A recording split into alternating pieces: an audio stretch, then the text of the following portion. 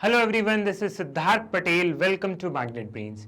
इस वीडियो में हम क्लासिफिकेशन ऑफ द लॉ के बारे में बात करेंगे। हम लॉ को क्लासिफाई करेंगे। अब आप सोचेंगे कि सर ये तो हम ऑलरेडी यूनिट 2 के chapter number 2 that is classification of law में कर चुके, तो यहाँ पे क्या नया है। बेसिकली वो क्लासिफिकेशन कुछ दूसरा था जिसमें हमने लॉ को इंटरनेशनल लॉ और म्यूनिसिपल लॉ में बाइफरकेट किया था। यहाँ पे हम एक पर्टिकुलर थिंकर की बात करेंगे कि उन्होंने लॉ को कैसे क्लासिफाई किया है। साथ ही साथ ये वाला जो हमारा चैप्टर चल रहा है सोर्सेस ऑफ द लॉ, इसमें हम बेसिकली हमारा पॉइंट क्या है, हमारा मकसद क्या है, इस चैप्टर का मकसद क्या है। कोई एक पॉइंट तो होगा ना, वो ये है कि लॉ का ओरिजिनेशन कहां से हो रहा है, लॉ कहां से बन रहा है, उसका ओरिजिनेटिंग पॉइंट हमें ढूंढना है और अलग अलग ओरिजिनेटिंग पॉइंट है लॉ के, तो उनके बारे में बात करना है। सो बेसिकली ये वाला क्लासिफिकेशन थोड़ा सा डिफरेंट है। ये वाला क्लासिफिकेशन सैलमन ने दिया है। He is an English thinker, has classified the source of the law. और उन्होंने कैसे क्लासिफाई किया है लॉ को, उन्होंने लॉ को दो चीजों में बांटा है, that is the formal source of the law और दूसरा था material source of the law.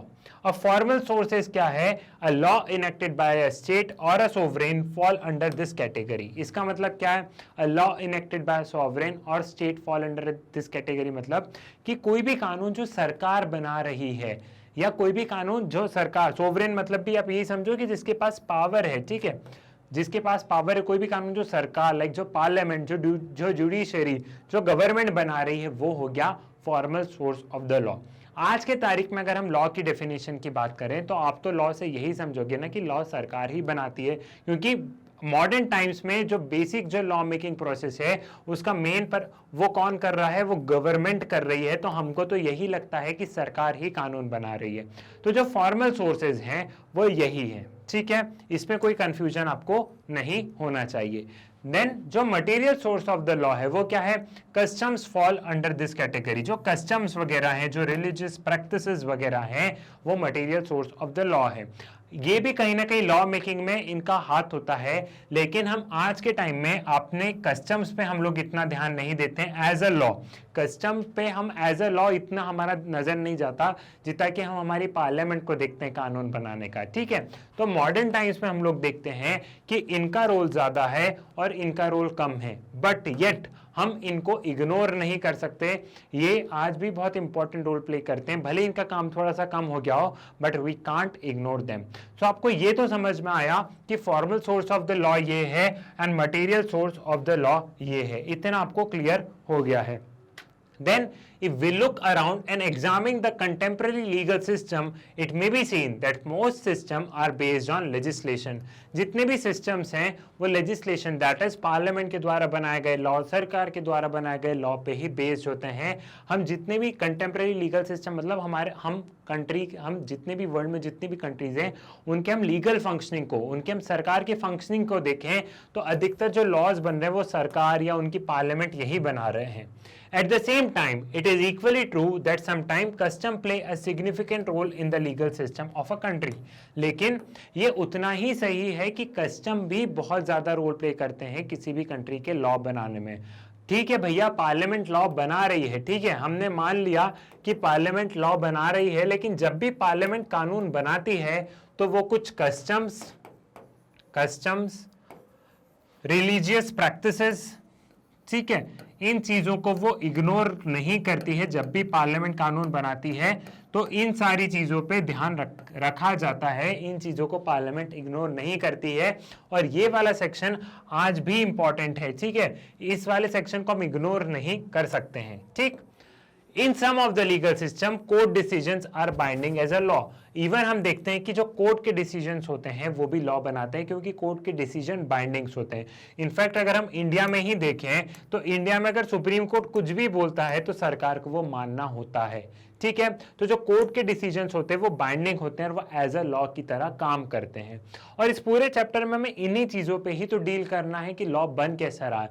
ये तो कुछ इंट्रोडक्टरी वीडियोस हैं जो आपका एक पूरा बेस डेवलप कर रहे हैं इस पूरे चैप्टर का कि कानून बन कैसे रहा है। 3 major source of the law can be identified in any modern society।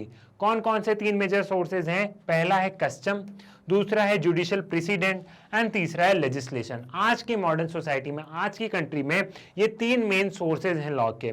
Custom को आप जानते हैं, कुछ पुरानी प्रथा वगैरह ये सारी चीजें।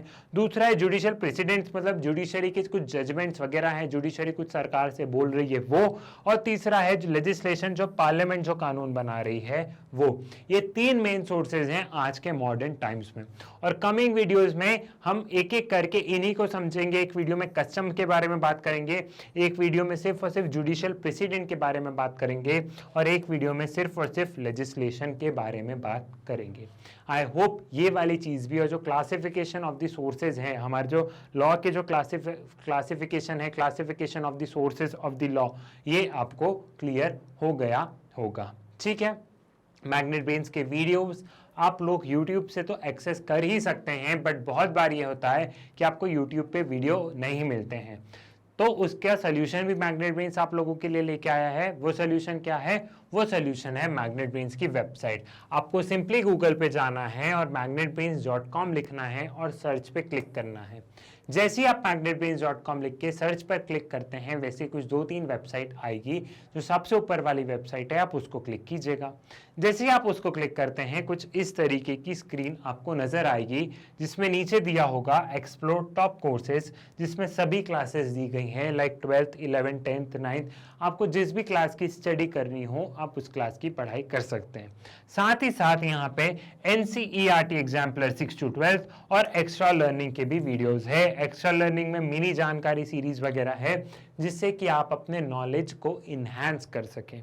सपोज आपने यहाँ पे क्लास 11 को क्लिक किया, तो जैसे ही आप क्लास 11 को क्लिक करेंगे, कुछ इस तरीके की स्क्रीन आपको नजर आएगी। यहाँ पे क्लास 11 के जितने भी कोर्सेज हैं, वो सभी आपको नजर आएंगे, चाहे वो ह्यूमैनिटीज स्ट्रीम से रिलेटेड हो, चाहे साइंस स्ट्रीम से रिलेटेड हो, या कॉमर्स स्ट्रीम से रिलेटेड हो। क्लास 11th में जितने भी सब्जेक्ट्स का कोर्स बना होगा, वो सभी आपको स्क्रीन पर नजर आएंगे। अगर आप थोड़ा सा स्क्रॉल करके नीचे जाएंगे, तो आपको क्लास 11 का लीगल स्टडीज नजर आएगा। सपोज आपने क्लास 11 के लीगल स्टडीज पे क्लिक किया, तो कुछ इस तरीके की आपकी स्क्रीन होगी, जिसमें सारे लेक्चर्स, यहाँ पे सारे वीडियोस चैप्टर वाइज अरेंज होंगे, एंड चैप्टर वाइज में भी टॉपिक वाइज अरेंज आपको वीडियोस मिलेंगे। और ऐसा सभी क्लासेस में है, सभी सब्जेक्ट में, सेम फॉर्मेट में जो मैंने आपको लीगल स्टडीज का बताया। आप जहां से कंफर्टेबल है, अगर आप YouTube से कंफर्टेबल है तो आप YouTube से पढ़िए, और अगर आपको YouTube पे वीडियो ढूंढने में बहुत ज़्यादा समस्या जा रही है, तो आप वेबसाइट के माध्यम से पढ़ाई कर सकते हैं। मैग्नेट ब्रेन्स का एक ही मोटो है कि आपकी पढ़ाई जारी रहनी चाहिए, उसमें कोई बाधा नहीं आनी चाहिए। मैग्नेट ब्रेन्स एक ऐसा चैनल है जहाँ पे सभी क्लासेस के वीडियोस बिल्कुल फ्री ऑफ कॉस्ट अवेलेबल हैं। क्लास KG से लेके क्लास 12 तक यहाँ पे पढ़ाया जाता है। सारे वीडियोस एकदम फ्री ऑफ कॉस्ट हैं। आप बिल्कुल अपनी आराम से पढ़ाई कीजिए। इस चैनल को आप शेयर कीजिए अपने फ्रेंड्स के साथ में, अपने टीचर्स के साथ में, स्कूल में बताइए, कॉलेजेस में बताइए, रिलेटिव्स को बताइए। वीडियो को लाइक कीजिए, चैनल को सब्सक्राइब कीजिए। मुलाकात होगी आपसे नेक्स्ट वीडियो में एक नए टॉपिक के साथ। तब तक के लिए धन्यवाद।